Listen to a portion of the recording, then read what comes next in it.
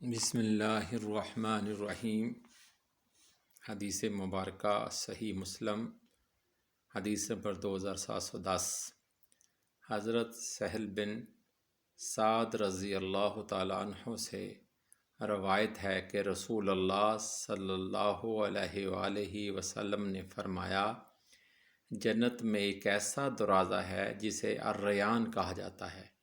قیامت کے دن اس میں سے روزہ دار داخل ہوں گے، ان کے ساتھ ان کے سوا کوئی اور داخل نہیں ہوگا۔ جب ان میں سے آخری فرد داخل ہو جائے گا تو وہ دروازہ بند کر دیا جائے گا، اس کے بعد کوئی اس سے داخل نہیں ہو سکے گا۔ سبحان اللہ و بحمدہ، سبحان اللہ العظیم۔